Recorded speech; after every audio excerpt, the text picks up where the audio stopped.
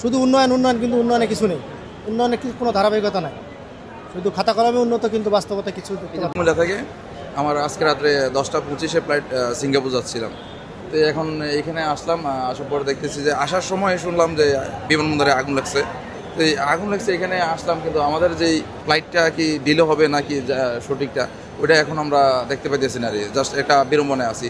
এটা দেখা দিলে আমাদের জন্য একটু সহজ হইতো, কারণ বাইরের মানুষের মুখের কথা তো আর বিশ্বাস করা যায় না। বোর্ডেটা দেখলে হয়তো বা আমাদের জন্য একটু বেস্ট হইতো। হ্যাঁ, চলে যাচ্ছি, ফ্লাইট ক্যান্সেল হয়ে গেছে, এর কারণে চলে যাচ্ছি। 4:30টার যে ফ্লাইট ছিল সেটা ক্যান্সেল করে দিয়েছে ইমারাত। গুলশান একে যে ইমারাত কোম্পানিতে কথা বলে ওইটা করে এরপরে যাওয়া লাগবে, আবার টিকিট এনে।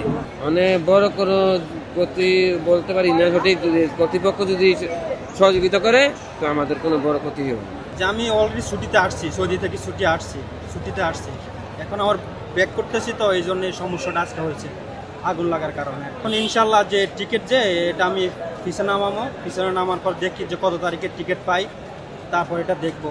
অবশ্যই যাত্রীর হয়রানি এটা কেউ আশা করে না। আমরা তো এত দূর থেকে আসছি, আমরা টাইম ফলো করে আসছি, যে আমরা জানি আমরা 7টায় চেকিং, 6টার সময় এয়ারপোর্টে যাবো, আমরা সরাসরি ঢুকে যাবো।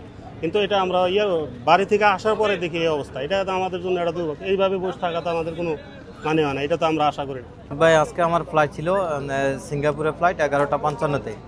এখন আমি আসছি, আসা তো আপনার এই আগুনের কারণে ফ্লাইট নাকি বাতিল হয়ে গেছে। এখন সম্পূর্ণ আমরা জানতেছি না, অপেক্ষা আছি যে পরবর্তী নির্দেশনার জন্য। আমি যার মাধ্যমে টিকিট কেটে আসছি ওনার সাথে যোগাযোগ করছি, উনি বলছে যে এখনও উনি কনফার্ম না, যে ওরা মেল পায়নি যে ফ্লাইট স্থগিত হয়েছে। সেটা আশা করতেছিলাম যে আগুন নিয়ন্ত্রণে আসবে, তারপরে হয়তো ফ্লাইট চলাচল শুরু করবে, তারপর আমরা যাব।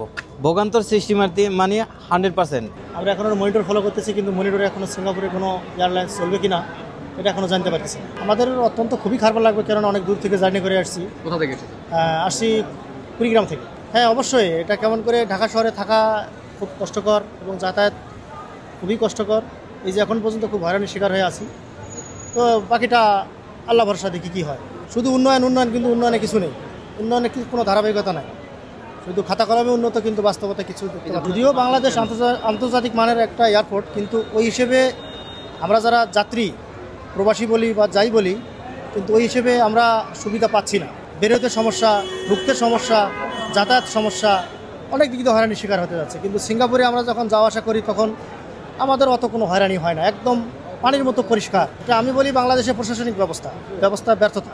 এরা অগ্রিম কোনো চিন্তাভাবনা করে না যে ভবিষ্যতে আমাদের যদি কোনো বিপদ হয়, আমরা বিপদটা কীভাবে কাটিয়ে উঠবো, এ ধরনের কোনো পদক্ষেপ তারা গ্রহণ করে না। তার কারণে আমাদের ব্যর্থতাগুলো। বাংলাদেশ এয়ারপোর্ট কর্তৃপক্ষের প্রতি আমার বিনীত আবেদন এবং অনুরোধ থাকবে, এই ধরনের জিনিসগুলো অবশ্যই আমাদের আগে থেকে প্রস্তুতি রাখতে হবে। আমি ব্যক্তিগতভাবে ওরকম খারাপ আচরণ এখনও পাইনি, তবে আমি দেখেছি, আমার সামনে পিছনে আমি দেখেছি অনেক এয়ারপোর্ট কর্তৃপক্ষের লোকজন অনেক খারাপ ব্যবহার করেছে, কিন্তু আমার সাথে করেনি। এটা আমি